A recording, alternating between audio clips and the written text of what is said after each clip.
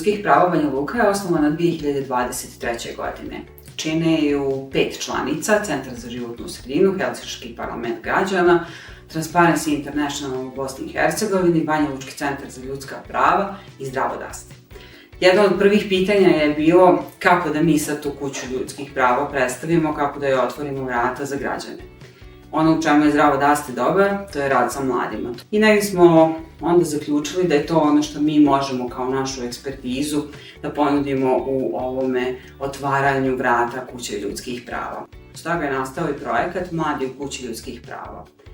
Ideja je bila da mladima iz Bosne i Hercegovine predstavimo šta su to naši resursi, šta kuća ljudskih prava može da ponudi i šta oni mogu isto tako da nauče od nas.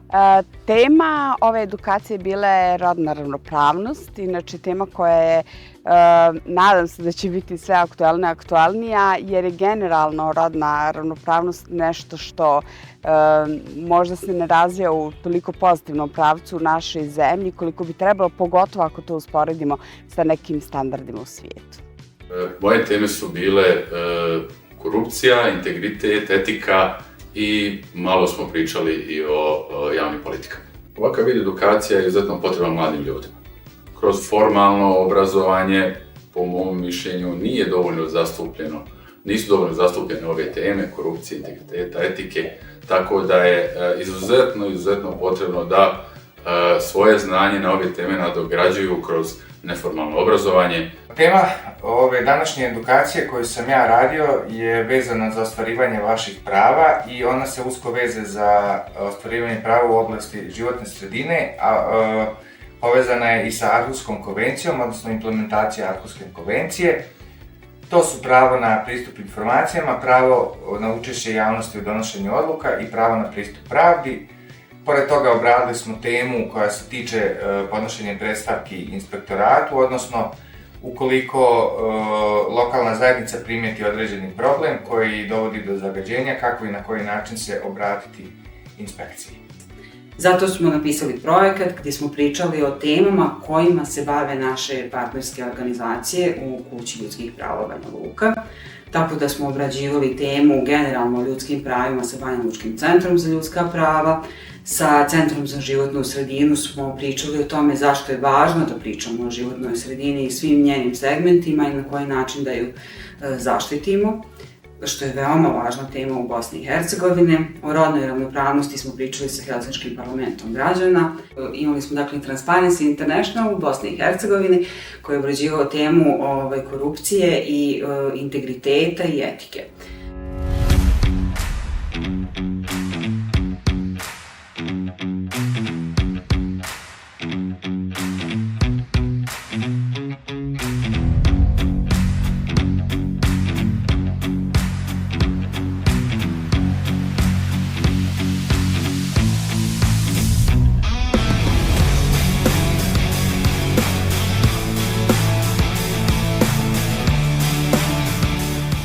Prošla sam 3 edukacije, od kojih se prvi modul održao ovdje u Banja Luci, te se zasnovao na ljudskim pravima. Drugi modul smo održali u centru Pecka, gdje smo razgovarali o korupciji, te treći modul koji je također održan u Banja Luci, te nam je tema bila rodna ravnopravnost. Na ovu edukaciju sam se prijavio iz razloga da naučim nove stvari koje se vežu za tematiku rodne ravnopravnosti, za koju smatram da je jako važna na izgradnji dobrog društva koje mi, nadam se, težimo.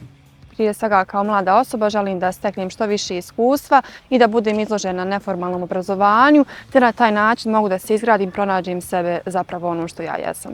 Mladi za sada poprilično pozitivno reaguju na ovu temu. Mlađe generacije, za razliku od možda nekih starijih, više prepoznaju potrebu da se govori o tome, bez obzira da li su oni za ili protiv. Mlade jako zanima ova tema jer se tiče konkretno stanja u njihovoj lokalnoj zajednici i načina kako i na koji način spriječiti uništavanje prirode i životne sredine u njihovim lokalnim zajednicama.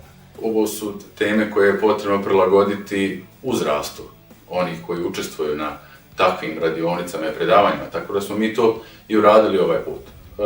Kroz razgovor, kroz određene radionice, pokazalo se da mladi imaju određeno predznanje, znaju nešto o korupciji, znaju nešto o etici, ali Potrebno je da se radi sa njima u smjeru da se još više stekne znanje o samoj štetnosti korupcije u našem društvu i potrebi naravno etike i integriteta. Ovaj vid edukacija za mene je zaista izuzetan. Ja moram reći da sam odrasla u Omladinskom centru Zdravo daste i da samim tim sam prošla jako veliki broj seminara koji me je kasnije na neki način vodio ka nekim drugim putevima, tako da sam imala priliku da usporedim rad u omladinskim centrima i ove vrste neformalne obrazovanje i kod nas i u inostranstvu. I zaista smatram da daje omladini jako dobro znanje, vještine da bi mogli da ostvari svoj potencijal i tako da daju doprinos u ovom društvu.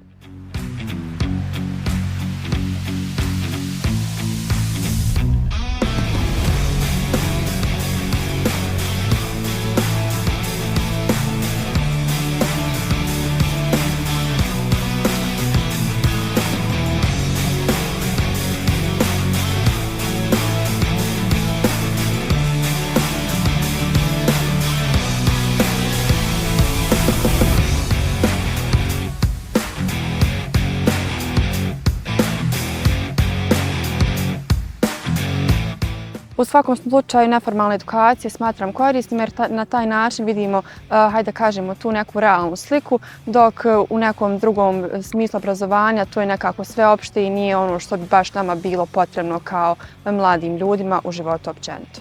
Iskreno prijavila sam se zato što smatram da je ovo savršena prilika za mlade da nekako učestvuju u toj neformalnoj edukaciji na veoma zabavan i zanimljiv način, zbog toga što su ovo stvari koje, nažalost, jedino možemo naučiti i steći znanje na ovaj način. Tako da mislim da je ovo savršena prilika za sve osobe koje žele da prošire svoj pogled na svijet. Prijavila sam se iz razloga jer je tema jako zanimljiva i prije svega ja sam neko koja je needukovan na datu temu. Kroz cijelu osnovnu srednju školu, a tek fakultet, nisam imala priliku da se edukujem u ovom smjeru, jel? I iz tog razloga mislim da je to jako korisno. Na ovu edukaciju sam se konkretno prijavio zato što smatram da je jedna poprilično važna tema generalno za sve. Smatram da su edukacije bilo koje vrste, da li formalne ili neformalne, jako važne jer daju idealnu podlogu za izgradnju vlastitih mišljenja i ličnog usavršavanja. Ideja je bila da putem neformalne edukacije mladima ponudimo znanja koje oni mogu u svakodnevnom životu da primjene ili barem prepoznaju one probleme u svojoj zajednici i reaguju. Ova vrsta predavanja nije baš monotona i dosadna, iako je pravo u pitanju, a pravo zna biti ponekad naporno i dosadno, već se u toku edukacije ostvaruje interaktivni kontakt sa učesnicima kroz dosta navođenja primjera iz prakse. Tako smo i radili ovaj put, kroz neke stvarne, ali izmišljene primjere, kroz radionice, razgovarali smo o temama korupcije, kako bi se oni ponašali da se nađu u takvim situacijama, kako reaguju kada čuju ili vide da se neko drugi nađe u takvim situacijama, tako da je iznimno velik značaj ovakvog neformalnog obrazovanja. Značaj neformalne edukacije je zaista izuzetan, pogotovo zato što upravo zbog te neformalne atmosfere daje mogućnost mladima da osim teorijskog znanja usvoje puno praktičnih, po principu učenje kroz rad, tako da ono daje jednu potpuno drugačiju dimenziju za razliku od onog tradicionalnog koji imamo u školi. Edukacija je jako zanimljiva, predavači su bili onako podržavajući, saznali smo dosta informacija i preporučila bi je svakome. Ovakvu edukaciju bih preporučila svima, a pogotovo mladim ljudima, ljudi koji pohađaju srednje škole, fakultete i sl. Zbog toga što smatram da na njima u neku ruku svijet ostaje, te smo mi upravo oni koji mogu donijeti neku promjenu u svijetu.